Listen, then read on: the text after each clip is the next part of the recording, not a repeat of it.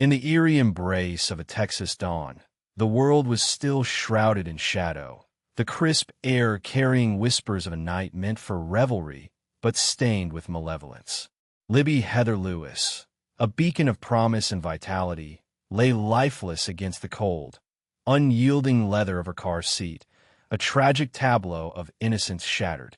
The acrid scent of gunpowder hung like an omen in the air, mingling with the autumnal smell of fallen leaves.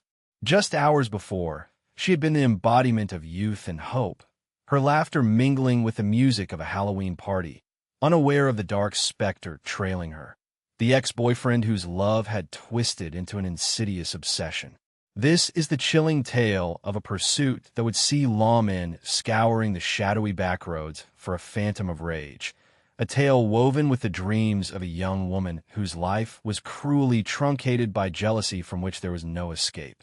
The morning light in Hemp Hill, Texas, is a gentle, creeping thing, filtering through the dense canopy of pine forests, casting long shadows that dance across the roads like wisps of memory. On this particular Halloween morning in 2020, the light seemed hesitant, as if reluctant to reveal the cruelty that had unfolded under its watch. The air was cool and crisp, a typical autumn morning, but it carried an unfamiliar tension, a foreboding that tinged the edges of the day. Libye Heather Lewis, a vibrant young woman, was found slumped over in her car, a small figure against the vast backdrop of rural Texas. Her lifeless form held a haunting stillness, a stark juxtaposition to the youthful energy she had radiated only hours before. The metallic tang of blood mingled with the earthy scent of fallen leaves, and the pungent scent of gunpowder still lingered, a grim testament to violence. As the sun slowly climbed, its rays touched upon the life Libye had carved out in this small town. Born in Shreveport, Louisiana, Libye and her mother, Darcy Bass, had moved to Hemp Hill to find solace in its close-knit community. Here, she was more than just a promising student. She was a beloved daughter, a cherished friend, and a beacon of kindness in the lives of those around her. Libby's days were filled with the laughter of children and the gentle comfort she brought to the elderly residents she cared for at the Hemp Hill Care Center nursing home. Her dreams were grand, yet tethered to a humble soul, a testament to the young woman who had so much to give. Libby's academic prowess was undeniable. She was the valedictorian of her high school, a title that barely scratched the surface of her dedication and intellect. Her ambitions were lofty yet attainable, driven by a passion for nursing that had already seen her earn certification as a nursing assistant. Her future was mapped out with precision and hope, a journey that was to see her through college and into the realm of healthcare, where she planned to nurture and heal. But even as she dreamt, shadows lurked in the periphery of her bright future. Matthew Edgar, a man entwined in the complexities of adult life beyond her years, had become a significant part of Libby's world. Their meeting, during her last year of high school, was a collision of two disparate worlds. Edgar, 5 years her senior, carried with him the scars of a troubled past and the weight of responsibilities she had yet to imagine. Initially, their bond might have seemed like an exhilarating escape from the predictability of small-town life. Edgar's world was one of pipelines and late-night adventures, a world that to Libby likely seemed mature and intoxicating. But beneath the allure lay a simmering darkness, jealousy that had festered into something unrecognizable. For those who knew her, Libby's entanglement with Edgar was as puzzling as it was concerning. His sporadic outbursts and controlling nature were red flags rippling through the fabric of their relationship. Yet, like many young women caught in the throes of first love, Libby's vision was clouded by the hope that things would improve, that love could conquer the demons shadowing their path. Her family and friends watched with growing unease as Libby navigated this tumultuous relationship. Her cousin, Sydney, a survivor of her own stormy past, saw the signs and feared for Libby's safety. The whispers of concern grew louder as Edgar's behavior escalated from possessive to violent, each incident a thread in a tapestry of abuse that was tightening with every passing day. Libby's silence was a defense mechanism, a shield she wielded to protect her world from unraveling. She kept her mother in the dark, perhaps out of fear of Darcy's wrath or the belief that she could handle Edgar's tempestuous nature on her own. But the silence that was meant to protect her family became an accomplice to Edgar's growing menace. As the days turned to months, Libby's once unshakable confidence began to falter under the weight of Edgar's manipulation. The vibrant young woman, whose future had seemed so assured, was now a shadow of her former self, her dreams slipping through her fingers like sand. In the early hours of that fateful Halloween, Libby reached a crossroads, a moment of reckoning that would tragically never come to fruition. The murmur of the past haunted the present, and as the sun rose over Hemp Hill, the community awoke to the chilling realization that the line between celebration and nightmare had been irrevocably crossed, except that they had chosen to stand together against him. His mind, now a chaotic storm of anger and betrayal, twisted reality into something far more sinister, a narrative where Libby and Montana were conspiring against him, mocking him, undermining his authority. The night air was thick with the scent of damp leaves and the crisp chill of autumn as Edgar stalked the outskirts of Bobby Ozan's property, eyes seething, fists clenched in the shadows. Each step he took was a step further into madness. The moon hung low, casting an eerie glow over the town of Hemp Hill, as if nature itself was aware of the darkness spreading through the night. Inside the house, Libby was trying to shake off the evening's tension, but she couldn't ignore the gnawing anxiety that had become her constant companion. Every creak of the floorboards, every rustle of wind against the windows, felt like an omen. She could feel Edgar's presence, a looming specter beyond the walls, unwilling to be forgotten. Montana, having fled the suffocating atmosphere of the party, sat in Edgar's grandparents' dimly lit living room. Each text from Edgar was like a stone thrown into her gut. The words were sharp, volatile, a testament to his unraveling sanity. She could sense the danger, feel it pressing against her skin like a cold breath. She knew she was trapped in the storm he had created, a pawn in a game she had never agreed to play. For Edgar, every message exchanged was fuel to the fire inside him. Reality was slipping through his fingers, and in its place, a brutal resolve was taking shape. He believed that if he could just find Libby, if he could just make her understand, she would have no choice but to return to him. His mind was a tangled web of desperation and distorted love. The clock ticked forward, each second dripping with the inevitability of what was to come. The quiet streets of Hemp Hill held their breath, the peaceful facade masking the turmoil. Libby, Montana, and Edgar were now locked in a tragic dance, each step drawing them closer to a conclusion that felt both impossible and inevitable. In those final hours, Libby must have sensed the change in the air, the shift from mere tension to impending danger. Her phone was a lifeline, a connection to those who could still be there for her. Yet every message sent and received was laced with the knowledge that words might not be enough to protect her from what was coming. As the night deepened, so did Edgar's resolve. He couldn't bear the thought of Libby moving on, living a life beyond his reach. His mind, once filled with love and dreams of future together, was now consumed with a singular, twisted thought. If he couldn't have her, then no one could. This toxic obsession had festered for too long, feeding off jealousy and rage, until it threatened to consume everything in its path. The first light of dawn was still hours away as Edgar made his way back to Bobby's house. The once vibrant party atmosphere had long since faded, replaced by a heavy silence that blanketed the town. It was the kind of silence that foretold tragedy, the kind that held its breath before a scream. Libby was somewhere in that silence, perhaps aware that the end was near, but unable to outrun it. Her courage, her will to survive, had brought her this far, but now, in the dead of night, she stood at the edge of a precipice, with Edgar's shadow looming large behind her. In those last moments, the world seemed to hold its breath, the air charged with anticipation and dread. The stage was set, the players in place, and the final act was about to begin. The night was dark and full of whispers, secrets that the town of Hemphill would soon be forced to confront. But for now, the stories remained untold, locked within the hearts of those who knew the truth. The shadows lengthened, the night deepened, and somewhere in the darkness, a decision was made that would change everything. Shirt, a crimson speck that spoke louder than any denial he could muster. It was the kind of evidence that whispered of proximity, of an intimate brutality that only someone close enough to smell the gunpowder could have committed. As Edgar lay in his hospital bed, the world outside continued to unravel the tapestry of lies he had woven. Back in Hemphill, the dawn broke like a thief, stealing the night's secrets and laying them bare for all to see. As the sun cast its first hesitant rays upon the scene, the small town shuddered beneath the weight of what had transpired.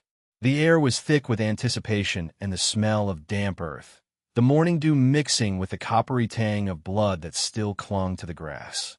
The investigators moved through the crime scene like phantoms, their footsteps silent but heavy with purpose. Each piece of evidence was a puzzle piece, a fragment of a horrific picture that was slowly coming into focus. The shattered glass from Livye's car glistened like diamonds in the early light, a tragic reminder of the violence that had erupted here just hours before. Forensic teams carefully bagged the rifle, its cold steel still echoing with the violence of the night's events. It was a weapon that had bridged the gap between Edgar's jealousy and Livye's tragic end, a conduit for the rage he had been unable to contain. The bullet's trajectory, the angle of the wound, even the splatter pattern of blood, each detail told a story, one that painted Edgar as the protagonist of this dark tale. Yet, amidst the chaos of evidence collection, there were moments of profound silence, times when a world seemed to pause in reverence for the life that had been lost. Livye's car, once a symbol of freedom and youth, now stood as a monument to her final struggle. Inside, her personal belongings, a music player, a half-finished book, a forgotten coffee cup, lay untouched, echoes of the everyday life that had been so violently interrupted. As the investigators worked, the townsfolk gathered at a respectful distance, their faces pallid and eyes wide with disbelief. This place, their home, had been violated in the most brutal way, its innocence shattered alongside the glass and metal. Among the crowd, whispers spread like wildfire, carrying with them the disbelief and fear that had gripped the community. How could this have happened here? Who could have done such a thing? As the day wore on, Darcy Bass returned to the scene, her earlier cries now replaced by a haunting silence. She walked slowly, each step measured as if she were navigating her way through a waking nightmare. Her eyes were red-rimmed, her face a mask of grief that spoke volumes to those who dared to meet her gaze. She paused at the edge of the crime scene, where yellow police tape fluttered in the breeze, a garish boundary between the living and the dead. "I just want to see her," Darcy whispered to the officers, her voice cracking with the weight of each word. "Please let me see my baby."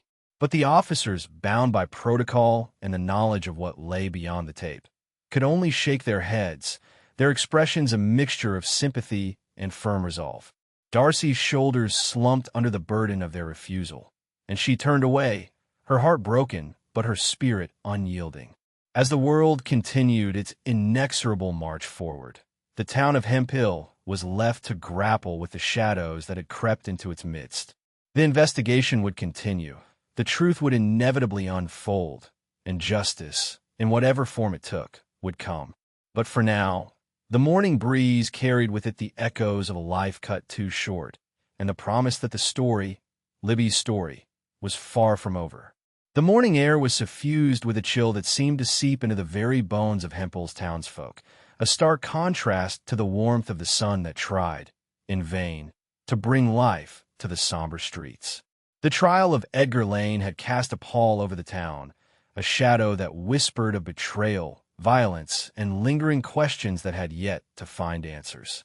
Inside the courthouse, the atmosphere was thick with tension, each creak of the wooden benches echoing like a gunshot in the silence that fell as the prosecution began its methodical unraveling of Edgar's alibi. In the courtroom, The details of Libby's tragic end were laid bare with clinical precision, each revelation a dagger to the heart of those who had loved her. The forensic evidence was damning, a tapestry of blood and terror. The trousers found at the scene, marked with the DNA of both the victim and the accused, stood as a silent witness to the brutality of that fateful night.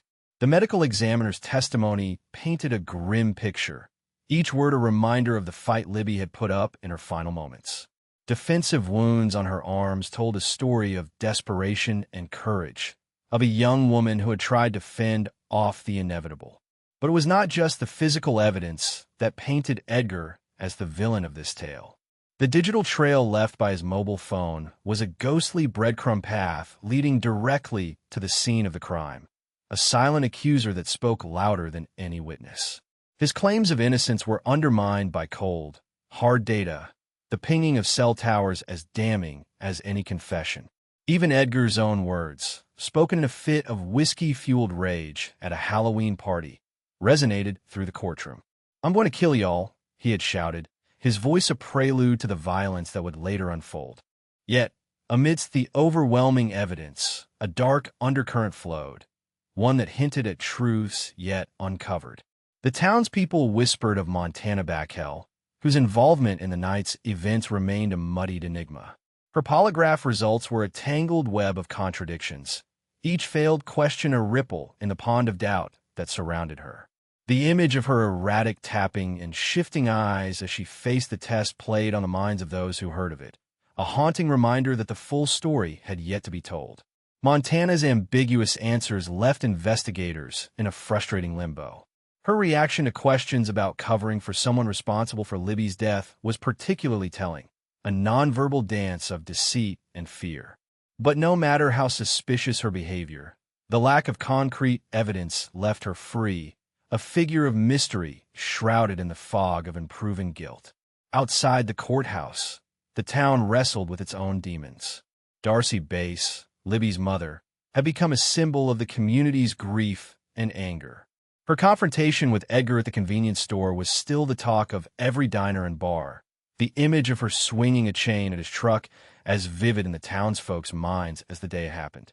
Edgar's cowardly flight in the face of a mother's anguish only fueled the fires of indignation burning in Hemphill.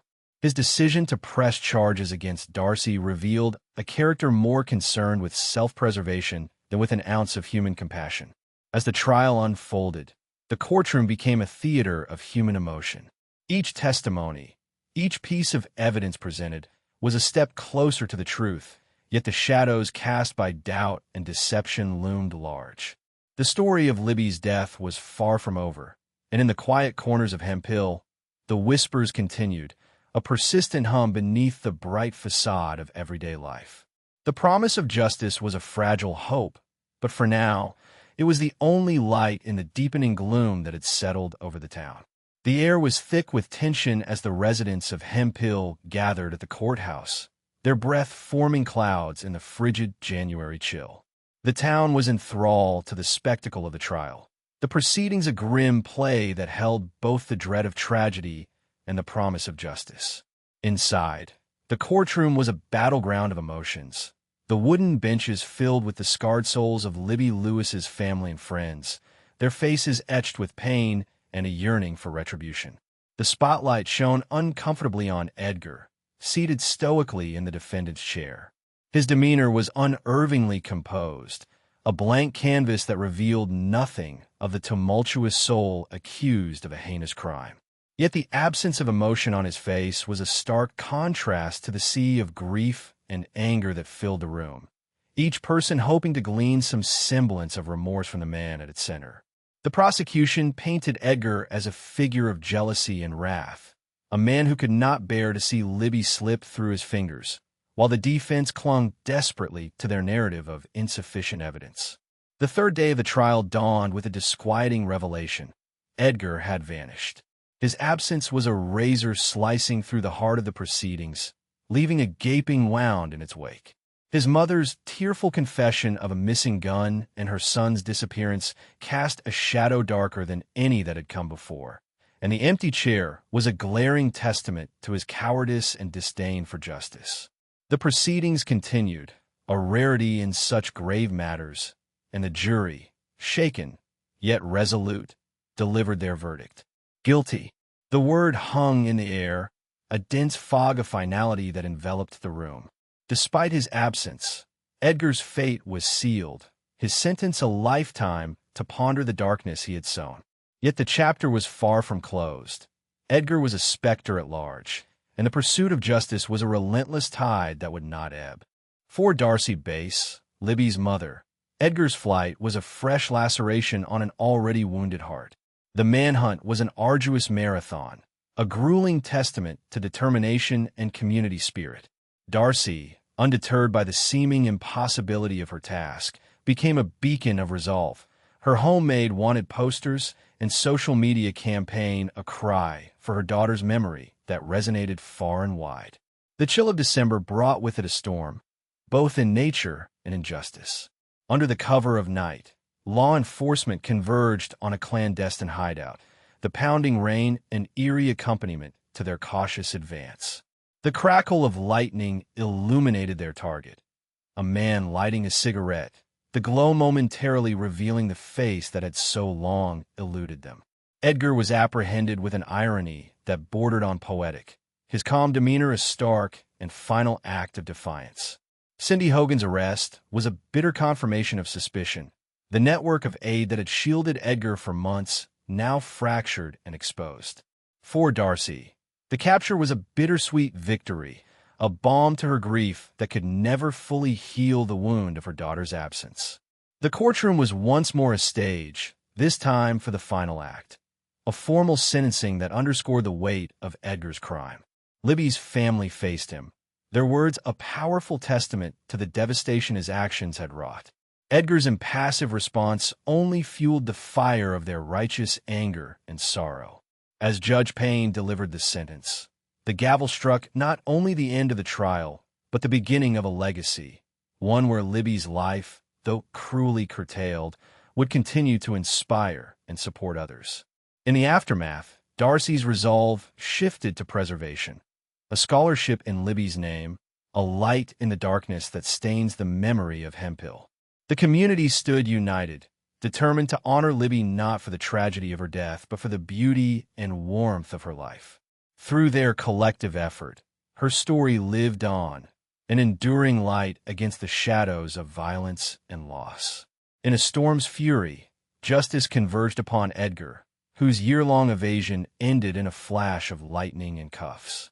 The rain whispered finality as he was led away, the echoes of his crime forever etched in the hearts of those left behind. Justice, inevitable and relentless, reclaimed its due.